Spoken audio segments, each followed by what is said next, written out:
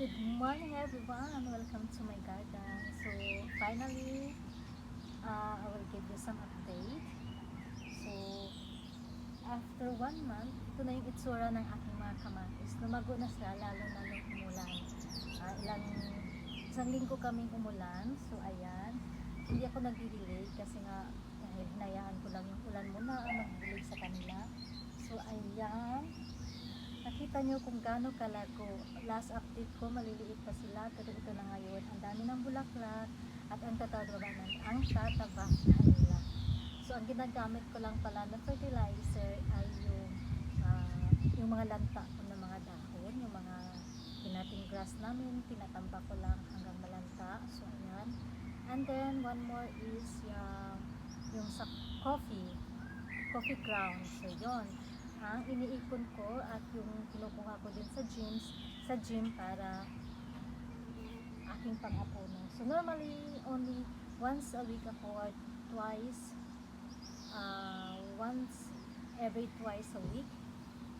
Kaso nga lagi kaming umulan kaya hindi mo na ako nag-aabono sa kanila. Pero kahit hindi ako nag-abono ng ground coffee, nakita niyo naman kung gaano talaga sila kakataba. So ito yung cherry tomato yung mahaba. Ito naman dito sa gilid, sa right side ko ay yung mga cherry tomato yung hilot. So nakita nyo, grabe ang tataba nila, tapos ang dami ng bunga. So ayan, hitik na naman ako nito sa bunga. So, hindi talaga basihan kung ang pagtatanim nyo ay paslant or patayo, pero ang ginawa ko patayo lang talaga yun. Hindi ako sa yun na paslant mo. Ang ginagawa ko lang talaga sa aking pagtatanim ng aking kamatis so far ay pinatayo ko lang talaga sila, pero ililibing ko yung kamatis hanggang sa unang dahon niya. So ayan, para marami siyang masipsip na nutrients, na vitamin. Ayoko ng nutrients kaya hindi ko marunong magano. So ayan, dahil Bisaya tayo, diba? So dahil para marami siyang vitamins masisipsip, kaya yun hanggang unang dahon dun ko, hanggang dun ko siya binabaon. So ayan, hindi basahan yung ipaslant mo, ipahiga mo para daw maraming bunga. Hindi, kasi tingnan nyo kung aking mga tanim ngayon. Pakita ko sa inyo, ituturo ko sa inyo aking mga kamatis kung gaano sila karami mga bulaklak. O diba? Yung iba nga dito masasayad na to sa bunga o sa ground, so sa lupa. So ayan. So and then ipakita ko din sa inyo, dahil dito nga ako nagtatanim dati. So nung data na yung mga kamatis, yung mga seeds nila nagsitubuan, kaya ang makita nyo ang tataba din yung mga tubo ng mga kamatis yan. I will show you. I cannot wait, guys.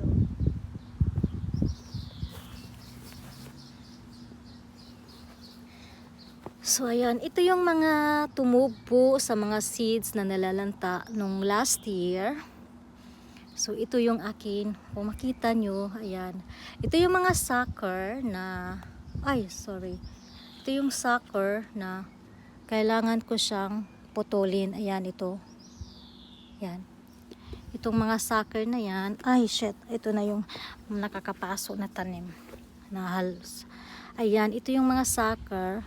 Hindi ko sila hinahayaan na magiging lalaki siya. Dahil gusto kong mag-focus lang ako sa isang stem. Yan talaga ang sekreto ko din. Kailangan mag-focus tayo sa isang stem lang para yung vitamina hindi kung saan mapunta, no? Diretso siya papunta sa mga puno, sa mga bunga. Pag isa lang stem ang kanilang dinadaluyan. So ayan. So ayan, kung nakita nyo kung gaano yan katataba ang aking kamatis. From the 3 dahon lang siya, sa 2, 3, 4 bunga na siya, guys. Ayan. And then dito naman sa 2, 3, 4, and then next is bulaklak, bunga na siya. So ayan lang aking mga kamatis. Sa 2, 3, ayan, bunga na siya. Meron pala siyang sucker na lumaki. Hindi ko to napansin. Hayaan ko na lang yan siya. Ayan, patubo naman. Kaya ako ginaganito ang paggawa ko ng aking mga fence ng aking mga kamatis, dahil itry ko kung matibay ba siya pag ganito ang paggagawa ko. Parang ganyan ko siya yan dyan, pasuot-suotin ko lang siya, kasi yung last time hindi siya matibay kung ito lang, lalo na pag marami lang bunga ay mabibigatan sila. So ayan, tapos kailangan din natin na ang gagawin natin, kailangan din natin pag may mga bunga na sila, ayan, kasi puro lahat bulaklak na sila eh. Pag may mga bunga na, ang gagawin natin, ititrim natin tong mga, ipopro natin tong mga dahon na sa ibaba. So unti-unti natin yang tatanggalin, pero sa ngayon hindi muna ako magtatanggal. Saka na pag namunga na siya, may mga bunga na talaga, bulaklak pa eh. Ay dito, ipakita ko sa inyo. Meron na silang, ayan oh. Meron na silang, ayan, bunga, o diba? Meron na silang mga putot. Unting bunga, ayan. Pag ganyan ko yan siya. Tapos, pabalik yan dyan sa kabila. Ayan. So, ayan, kung nakita nyo, kung ilan siya ang sa isang tangkay ng bulaklak, no? Ayan, kung dami nilang, dadami yan, marami yan pag naging bunga. So, ayan. Itong sucker na yan, ayan. Ito yung sucker, oh. Ayan, tinanggal ko. Huwag tayong manghinayang na tanggalin yung mga ganito. Pwede nyo naman itong itanim kung gusto nyo. Pero sa akin, ayoko na magtanim kasi ang dami ko ng kamatis. Ang dami ko ng tinanim. So, tinatanggal ko lang yan siya. Ayan.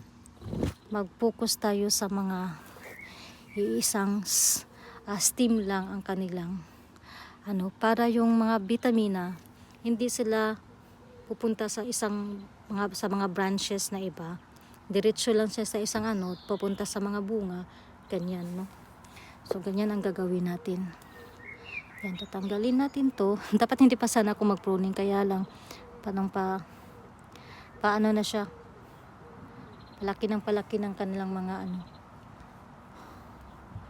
ayan, kasi ganyan ko yan siya dyan. Ayan, oops. Yung iba naman, ginagawa daw nila, ginaganon yung mga puno para daw pag kung stable ba yung mga bulaklak at hindi nalalaglag. Sa akin wala ako sa ganung idea na kailangan mong yung puno para yung mga bulaklak, no? Hinayaan ko lang sila, pero makita mo naman hindi yan naglalaglagan ang kanilang mga bunga.